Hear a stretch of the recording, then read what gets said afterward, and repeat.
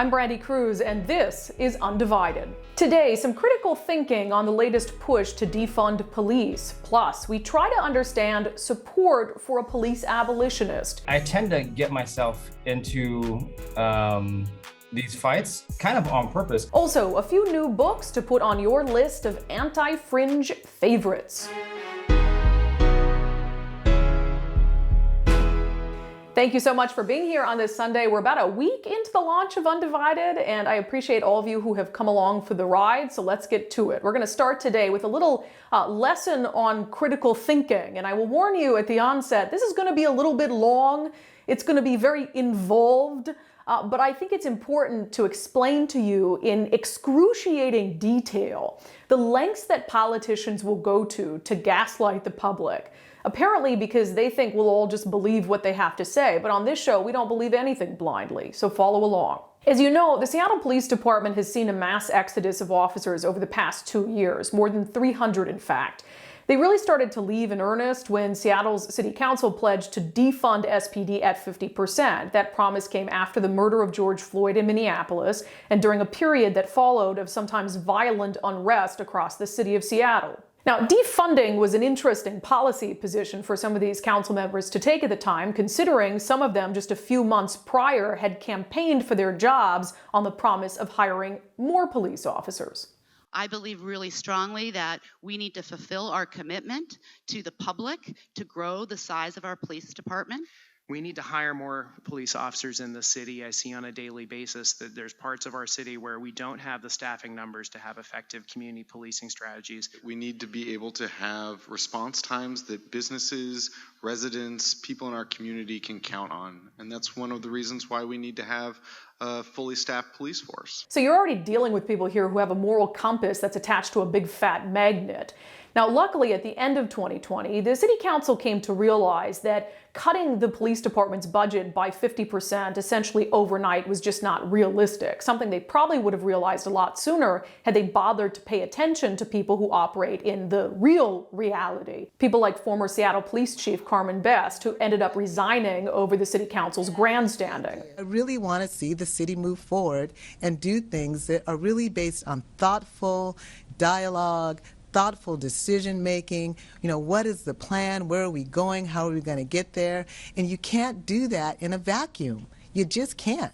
But as we know, the City Council's failure to make good on its promise to defund SPD at 50% did not stop officers from leaving, and many of them wrote on their exit interviews that they were leaving due to the continued toxic environment at City Hall. And that mass exodus of officers since mid-2020 has coincided with one very important thing. By the end of 2020, 911 response times for life or death emergencies, what's called a priority 1 call, climbed to over 7 minutes.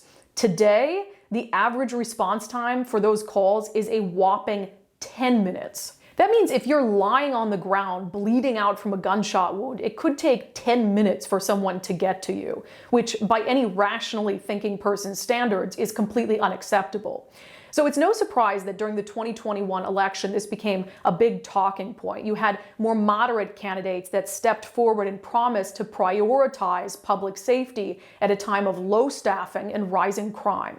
We find that unifying Seattle around public safety, making sure everyone gets 7-minute response times, has a feeling of being safe, being able to just enjoy a quality of life, that this is resonating. And for the most part, those are the candidates that won. Voters rejected 2 police abolitionists, including Nicole Thomas Kennedy and Nikita Oliver, and also rejected mayoral candidate Lorena Gonzalez, who was a driver behind the defunding debate. But there is one pro-defunding candidate who made it through. Councilwoman Teresa Mosqueda sailed to re-election, in part because the race didn't draw a serious challenger.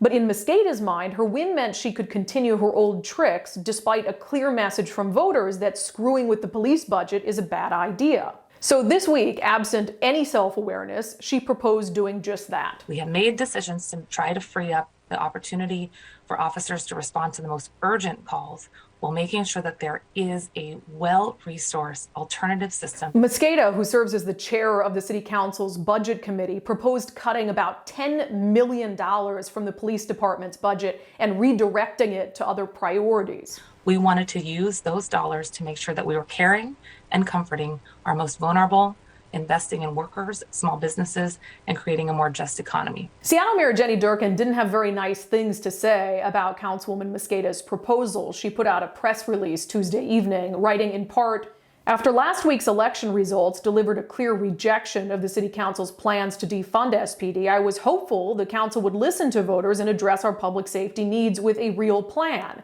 Instead, it's deja vu all over again, with Council proposing one of the largest cuts to public safety to date." The next day, there was going to be a budget meeting where the public would have a chance to speak. Now, Mosqueda probably sensed that people might be ticked off at her, so she tried hard to head off any anger by shifting blame back on the mayor. To correct much of the information that's out there, I want to make sure that the information is clear. There is no cut to existing Seattle police officers. There is no cut to the proposed hiring plan. Any comments to the contrary are actually counter to what is included in this proposed budget. Now, let's look into Mosqueda's claims that we're all just misunderstanding her proposal, because that's where the gaslighting truly comes into play.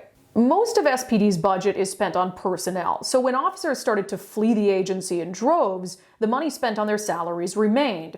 Now, the obvious answer is to use that money to hire more officers, especially during a time of rising crime.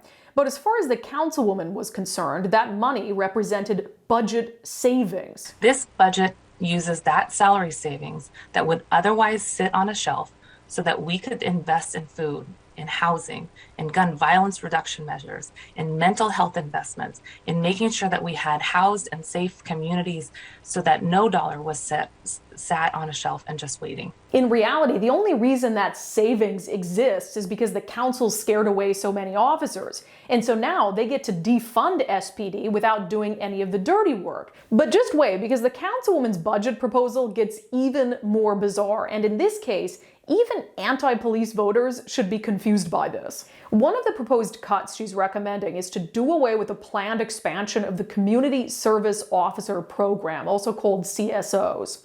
CSOs are civilians who help respond to non-criminal calls, engage with the community, and build relationships with at-risk youth. When people called for reimagining policing in 2020, this is the kind of thing that they had in mind. So why would Councilwoman Teresa Mosqueda, who supports reimagining policing, thwart an opportunity to do just that?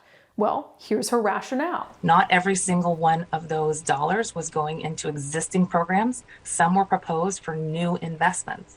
In our city, we must make sure that we invest in direct services to families, small businesses, and to make sure that our most vulnerable have what they need. We are still in the midst of a pandemic. So let's think critically about the reason she's giving.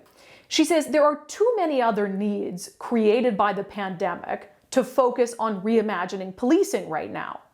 Yet in 2020, during arguably a much more serious phase of the pandemic, she was laser focused on reimagining policing. What we're hearing from community right now is that our residents do not feel safe in our own city from our police.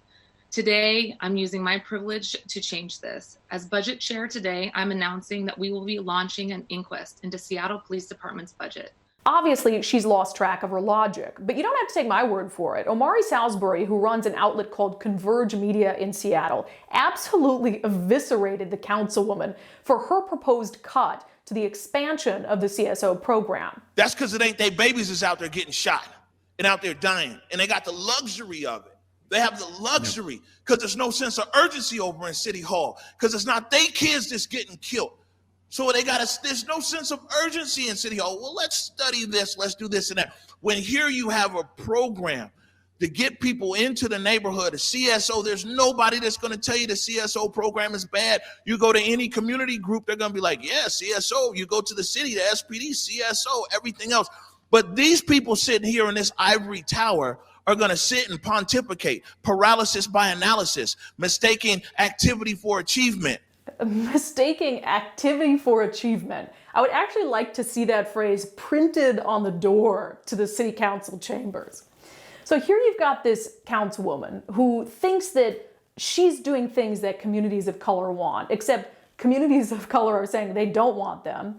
And she's doing them after an election where voters made it pretty clear that they wanted the council to keep its hands off SPD's budget and focus on public safety. And when the proposal doesn't get the sunny reception that she expected, the only thing the councilwoman thinks to do is blame us for misunderstanding. Please note that it is important that the correct information is shared with you in case you have any concerns about the misinformation you received today. Now that, ladies and gentlemen, is political theater at its finest.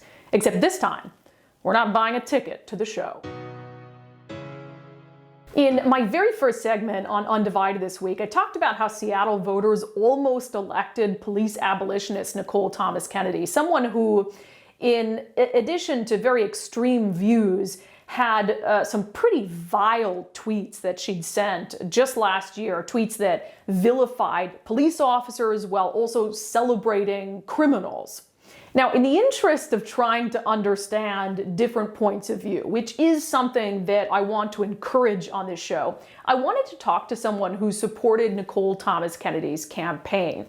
State Senator Joe Nguyen just lost his bid for King County Executive earlier this month. He is a progressive who supports fundamental changes to our criminal justice system, and it is for that reason that he decided to put his support behind one of the most fringe candidates ever to run for office in Seattle. All right, Joe, just so everybody knows, you're not here under false pretenses. You know why you're here and what I asked you to talk about. But before we get to that, I do want to talk about your campaign just for a moment. You lost your King County executive campaign to Dow Constantine, who you challenged despite being someone of the same political party. Is there going to be fallout from that for you politically, considering it's just a little taboo to do that? I don't think so. And if there is, that's fine, because I didn't come here to play politics. I came here to get stuff done, right? And I care very little about political power or pressure from internal parties so much as how do we actually serve our communities better, right? And the fact that they had to spend $2.3 million in a fairly low turnout race and being against an incumbent who's been in office for 25 years, getting close to 45%, I think is a significant statement to make against somebody who previously had gotten 77, 78% in his last election. So for me, I think this is actually a fantastic place to be right now, because we're able to push some of those conversations forward, show that there is viability as well. And I know kind of our next topic as well, the fact that previous people who ran for office and lost are now holding elected office as well. I already hold an elected office. So if there is fallout politically, that's to be expected, but I've always kind of been the anti-establishment person anyway. So couldn't be worse than what it is now. So you're not scared about being shunned by mainstream Democrats? No. But good for you. Yeah, then I wouldn't have ran, but yeah. Yeah, and so you still have your state Senate seat. Is that something you think you'll run again for? I think so. And largely it depends on what the people want, but I do think that's where we're gravitating towards, because it was funny during the campaign for King County exec, literally the worst feedback that people had about me was that I was such a good legislator, I should just stay, right? So, I mean, I feel like we're able to get some stuff done. There's a lot more to be done as well. And really, we just need people who are willing to kind of push the narrative a little bit, kind of buck back against certain status quo trends and do the work. Well, I have some worse feedback than that for you. Just hold on a second. But I'll start with a compliment. And this is something I probably couldn't say to you or really publicly while I was in my former job, but now that I'm free, whenever your name came up in conversations off the air, obviously, I'd always speak so highly of you. And I think you know how highly I think of you. It won't come as much as a surprise to people that I don't agree with a lot of your policy ideas or positions, but I do agree with how you conduct yourself, politically speaking. There's a seat at the table for everyone. I know a lot of Republicans who like you personally because you don't treat people like trash just because of what their political affiliation is. And so I've always admired about you, and I've always spoke very highly of you behind the scenes. Now, that being said, I found out towards the end of the election that you had endorsed police abolitionist Nicole Thomas Kennedy. Why'd you do me like that, Joe? I said so many nice things about you. Well, I think first off, you will always know where I stand, even if we disagree. I think that's one of the values that I come with. But also, I tend to get myself into these fights kind of on purpose, because I think the problem that I see oftentimes with folks in elected office is that they always do the safe thing to save their seat, to save their power, to maintain power. And I've never really prioritized that. And for me, there were two clear choices in this particular race. Obviously, each one came with their own unique backgrounds and perspectives. But more so in my mind, I lean towards how do we fix this system? How do we make certain investments to have these upstream resources so we don't go through the incarceration system in the first place? And there was clearly a candidate that I think would follow that track versus the other one based off of what they've said or done in the past. And kind of like we mentioned before, I mean, the current city attorney-elect, you know, when she ran for city council, lost that seat, ran for lieutenant governor as Republican, lost that seat because of some of the more conservative values that she had. So it wasn't as if this race was done in a silo. And I think the safe thing for me would have just been to stay out and not say anything and just vote however I wanted to vote. But that's not really my style. I tend to kind of get into it a little bit to kind of help force things along. Do you, in hindsight, we'll get into sort of some of the issues with Nicole Thomas Kennedy that came up, but do you regret getting into that race with an endorsement in hindsight or not? No, I think, so it depends on what you value and who you're trying to fight for. There are people who have not felt as if their voices have been heard. There are issues that we think we should be able to prioritize. And I think the divisive things that people may see of her has been her tweets, right? Unless there's something else that maybe I'm missing, but I think it's that, right? And in this climate, you know, technically she could have gone more aggressive and then ran for president. So, you know, you look at social media these days as a millennial, right? Like as you strip back some of the rhetoric and look at what the policy values are, that's what I was supporting. But the tweets, you know, and I think, you know, it's easy for her to dismiss them as tweets made in the moment, but they were incredibly grotesque. I mean, calling police officers serial killers, celebrating arson, celebrating people who threw some sort of explosive device or maybe a big firework at the East Police Precinct. This is someone who wants to be in charge of a legal system for one of America's largest cities. I mean, how are those tweets, I guess, not concerning enough for you not to throw your name behind her as an endorser? Well, they are concerning, and I don't condone nor do I support them, right? The framework in which I was looking at was, what does the city attorney do? And the legal system is actually a small percentage of that, relatively speaking, towards the civil cases that they take on as well. So whether it's policies related to progressive revenue, climate change, tenant protections, that takes up most of the responsibility of the city attorney. The legal system, as you know, is partnered with the county as well. So they handle misdemeanors, the county handles felonies. So there's kind of a two-part effort there. And you're right, but as a person who's an elected official who sees and experiences these mean tweets all the time, maybe I'm just desensitized to them a little bit as well. Again, I don't condone them, nor do I support them, but at the same time, I do support her First Amendment rights, even if I don't agree with them. And for me, it was more pragmatic in the sense of who do I think is going to be more likely to fight for the things that I believe Seattle needs? And to me, it was pretty clear it was going to be Nicole and not the alternative. But we talk about like pragmatism, you know, we already have this exodus of officers. We just talked about in my last segment how 911 response times for a life or death emergency. So if you're laying on the sidewalk bleeding out from a gunshot wound, it could take SPD 10 minutes to get to you. And by any standard, that's just not acceptable. No, it's not. And so I just put myself in the position of a Seattle police officer who's already on the fence about staying. And had Nicole Thomas Kennedy been elected, someone who celebrated, you know, an attack on my precinct or someone who called me a serial killer, like, I think, how the hell would I be convinced to stay? So I think, you know, had she been put into office, you know, if you put yourself in the position of a police officer, do you believe that that would have furthered the already concerning trend of officers leaving? Well, and kind of to your point, there was already a trend before her and actually before some of the conversations we've had in the past year. We want to stop it. We want to stop the trend, right? I don't disagree, but I think part of the reason is, so randomly, there are my neighbors in West Seattle who are in law enforcement, and some folks you actually know as well. And we've had numerous conversations about this particular topic, and that's because I don't vilify them, they don't vilify me. We literally have a beer and we talk about it. And what's funny is that despite being known for more progressive and them being clearly more conservative than myself, we actually aligned on a lot of the upstream solutions for them to be able to help do their jobs better. How do we refer some of these other low-level cases, or how do we refer behavioral mental health services to somebody else so they can focus on those gun activities or violent crimes in progress so they can actually respond better? So I don't think that we're actually that far apart, and maybe that's me being naive, but we have to have these resources in place for it to work. So even if it was Nicole Thomas Kennedy or honestly Ann Davison, I candidly don't think it's going to change too much with this person that got elected, is because we're not going to focus enough on the upstream resources. Yeah, and you make a good point. And there's one thing Nicole Thomas Kennedy said that I believe everyone should agree with. She was talking about the issue of repeat offenders. And these are people who've been in and out of the criminal justice system in Seattle like 70 plus times, which we've seen examples of that.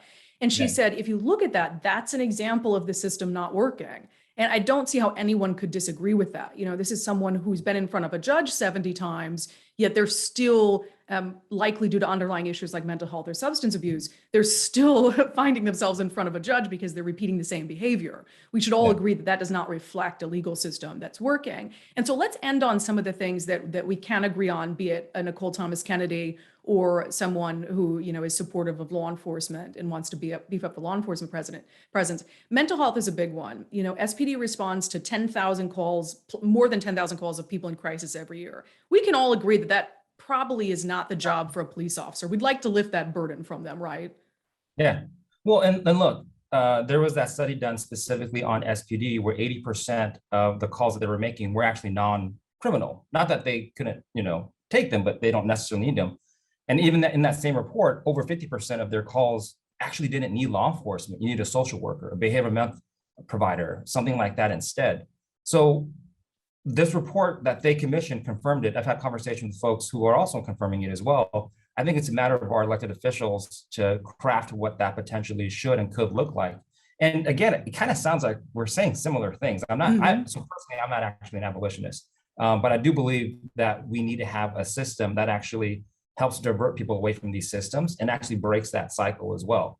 And that's where I stood on this particular race. And again, I think the easy thing would have been for me just to stay out, but maybe that's me growing up a little bit more in the political space where I should pick my battles. But at the same time, you know, like, I'm not here to have a long career in politics. I just want to get stuff done, even if it potentially could irk people the wrong way. But the biggest thing is, are we having these conversations, figuring out what a solution looks like?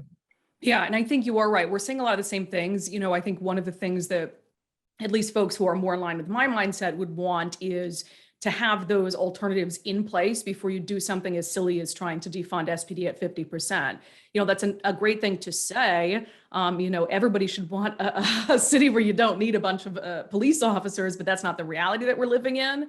And until you have people who can respond competently to mental health crises or to the homeless crisis, you know, you can't just rip out the only resource that we have right now to respond to that. So that's what I would like to see, is the city council or whoever it is, the powers that be, get all of that stuff in place. And then, you know, if you need to take from the police department's budget to make proven alternatives work, like, I think a lot of people would be fine with that. That's literally my stump speech. So we actually agree. I mean, like, I agree with you 100%. I think that's absolutely right. And that's why we worked so hard at the state last year to pass 988. It's the emergency response for mental health crisis. So we passed 988, we funded it, and now it has to be implemented. So again, one of the reasons why I wanted to run for King County Executive is because as a part of the implementation is a crisis stabilization center across the jurisdictions. So the state has actually funded the alternatives. The state has actually given resources for it to happen. There's a mechanism in place for 988 that would actually divert a lot of these phone calls. It's a matter of implementation. So I agree with you, and it sounds like we're talking about this. And this is very similar to the conversation I had with some of my neighbors as well. And I think oftentimes it's hard to debate slogans, right? Because that's not policy.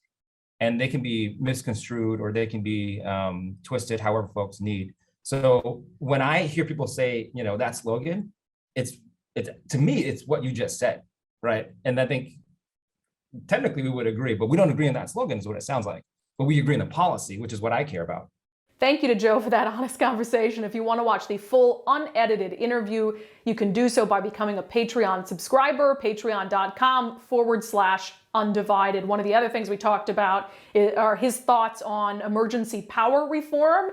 You might find his answers to that very interesting. Okay, I want to round out the show today by doing something that I plan to do on a regular basis, and that is opening up Brandi's bookshelf of anti-fringe favorites. Every few weeks, I plan to clue you in on what books I'm reading, books that we might talk about on the show. Maybe you want to pick them up. Maybe you want to start reading them in case they do come up. So let's go through a couple of these. The first one, here it is. It is Black in Blue by former Seattle Police Chief Carmen Best. She is now also an MSNBC and King 5 News contributor. And also, if you believe the New York Post, she could be in line to become the next head of the New York City Police Department. I will tell you, I've already gotten a chance to read this. I typically, when I'm reading a book for work, I'll go through it once really fast and then twice and sort of take some notes. It was a great book in terms of just some insight on what she went through during the whole Chaz Chop debacle, during a period of time where she wasn't considered for the police chief job. And she also loops in some life advice for dealing with disappointments, dealing with unreasonable people, that I found really helpful. And so I've been in touch with Carmen, and I do plan to get her on the show soon. So if you want to pick this up, I think I got this at Costco. So if you want to pick it up, it's in stores now. You can also order it at Amazon. Black in Blue by former Seattle Police Chief Carmen Best. Okay, moving on. Forward, Notes on the Future of Our Democracy by Andrew Yang, of course, a former presidential candidate, former candidate for mayor of New York City. You know, Andrew Yang, he has some views that are definitely outside the mainstream, but one of the things I like about him is he is not a believer in the current two-party system. Neither am I. When we talk about sort of what this show is political commentary for the Anti-Fringe, I think he shares a lot of good thoughts. I am just getting started on this one. I do plan to reach out to Mr. Yang to see if he will join us on the show, but even if he doesn't want to, it's still just a good book, especially for those of you who don't believe in the two-party system as it currently is. So Forward by Andrew Yang is on my list of Anti-Fringe favorites right now. And then another one, just because I'm a history nerd, and my favorite president is Ulysses S. Grant. This is actually a book by Bret Baier, who, of course, is an anchor with my former employer, Fox, and it's called To Rescue the Republic. Ulysses S. Grant, The Fragile Union, and the Crisis of 1876. I'm recommending it because Grant, like I said, is my favorite president, and so I love sort of historical books. I don't read a lot of fiction because I just like to fill my mind with information that I feel like will be helpful in my pursuit of critical thinking, of knowledge. This is one that I don't think we're going to talk about on the show. At least I have no plans to yet, but it's on my list of good books you can read. And maybe you'll fall in love with President Grant as I did. And not just because he has a really nice looking beard there. That is a beard that would be very Seattle apropos in 2021. So if you want to read it for his beard too, that's great. So again, To Rescue the Republic, Ulysses S. Grant, The Fragile Union, and the Crisis of 1876. So those are all on my bookshelf right now. Feel free to add them to yours as well. Now, I just want to make kind of a final note for the show. Like I said, we're almost 1 week into the launch of Undivided. I've been really taken aback by all the support. I did set a goal of 2,000 Patreon subscribers in my first week, and we are very, very dangerously close to that goal. So if you've been thinking about it, if you want to support this mission and the plans for me to grow this mission, you know, I plan on hiring some independent journalists, moving into a studio space, and really trying to have this compete in a real way with some of the mainstream media outlets. So if you want to subscribe, you can do so for as little as $5 a month. And that is at patreon.com/undivided. Also make sure to follow me on my various social media platforms, and I will be back tomorrow with a new episode of the Undivided podcast.